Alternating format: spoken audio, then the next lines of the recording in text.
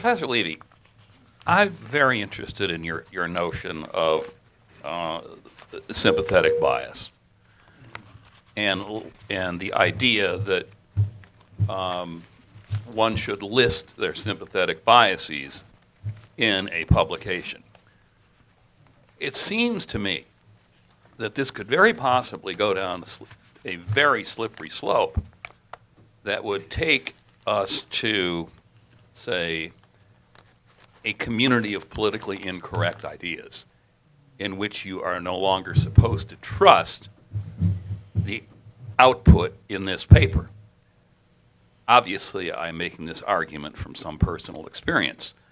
I'd appreciate your comments on that. There's a wonderfully interesting argument advanced by John Stuart Mill in 1868, I guess, where he argued against the secret ballot, that he thought that people should be willing to express their opinions publicly, and for which they would be praised and blamed. Now, in other places, particularly on liberty, he says that people should not be punished for their odd beliefs and that sort of thing. So there's a question of whether those go together in a that I think telling people what the sources of bias in your paper are is an act of honesty, and it may very well cost you a lot. I think we all know that happens, right? And that there's but I guess we got to start somewhere. I appreciate your answer. Thank you. And Professor Levy, I appreciated your entertaining and interesting presentation. It brought to mind an old essay by Donald McCloskey on the rhetoric of economics. And that essay put out the idea that many economists profess to a logical positivism and a respect for Popperian refutation that has almost nothing to do with the actual practice of economic reasoning, which is largely about the use of simulation and econometric techniques to show affirmatively that certain conclusions are consistent with an understanding of economic principles and data, rather than merely refuting null hypotheses, which runs into exactly the difficulty that you mentioned. I was curious as to what you think of that argument, which is that there's a wide gap between the philosophical rationalization that's put on the economic field and the actual practice, which may be considerably more practical. Deirdre's, of course, right about what people do. There's no doubt about that. There was at one time a wonderful Popperian empirical research group at London School of Economics. Richard Lipsey is the best known of that, and but again we have the self-interest problem. Sort of the straightforward Popperian doctrine says you should try to falsify your work, right? Okay, now you can do the cost-benefit stuff real fast on that, right? And this is another one. I mean, the Duum problem, of course, is the fancy version, but the more simple-minded version, why of Popper's problems is they use him as empirical, and the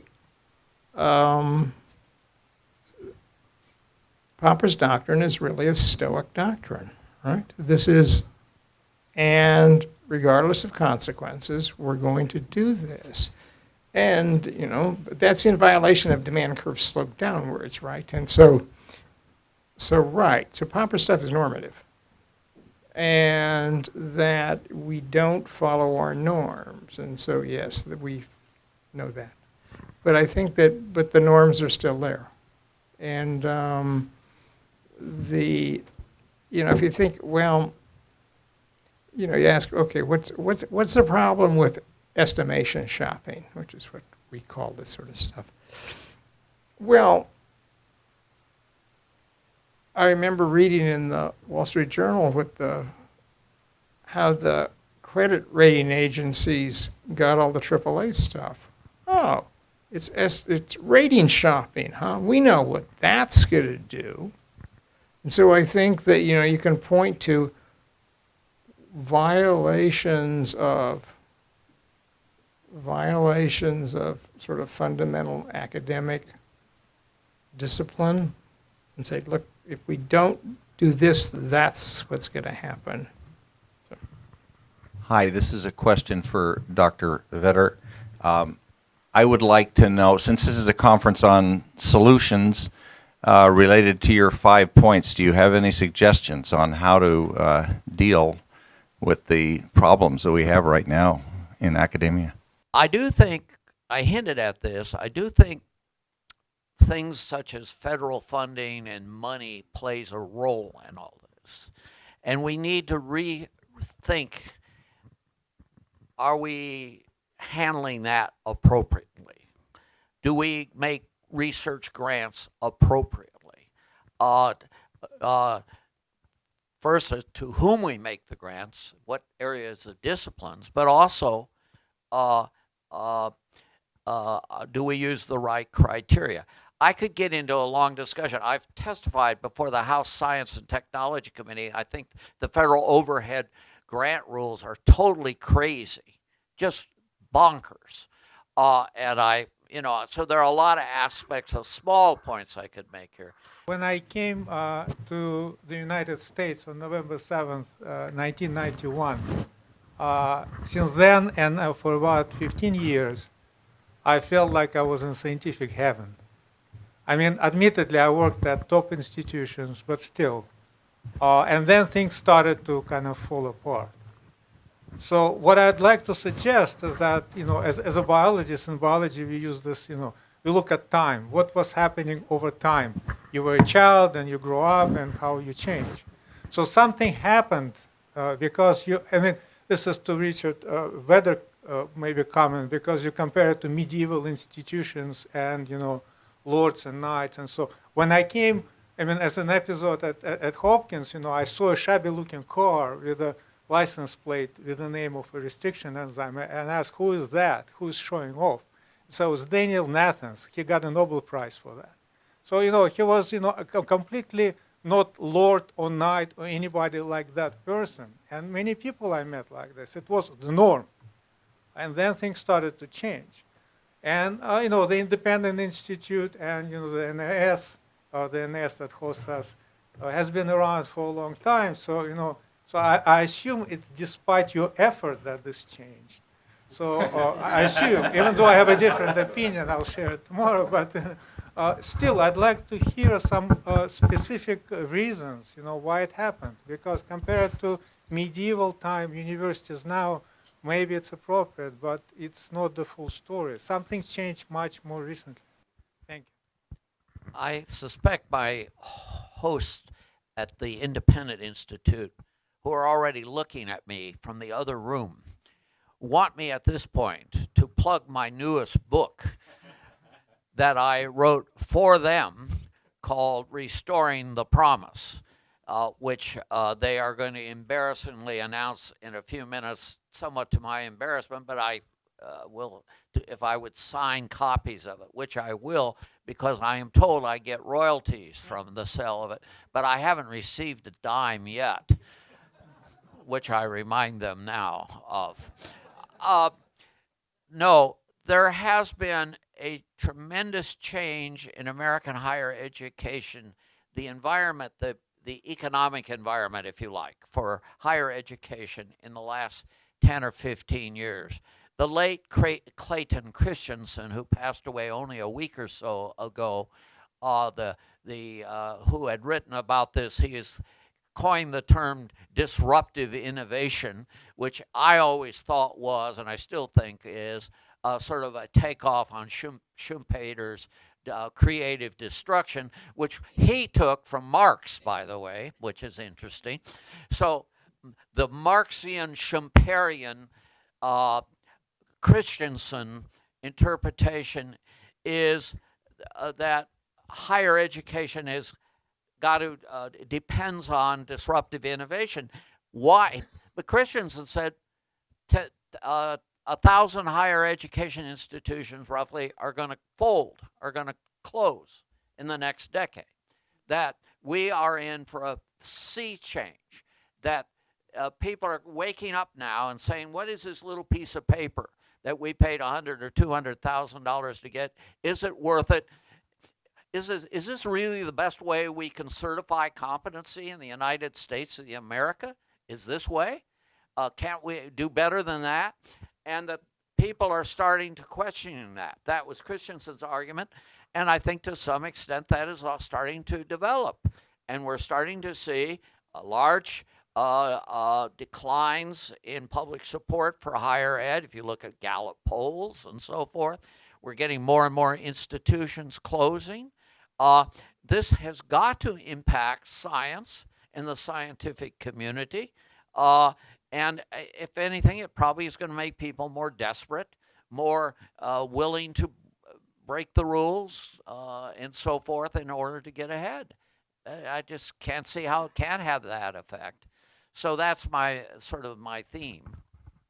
But I'll turn it over to my distinguished colleague from George Mason here, who may have a better thought.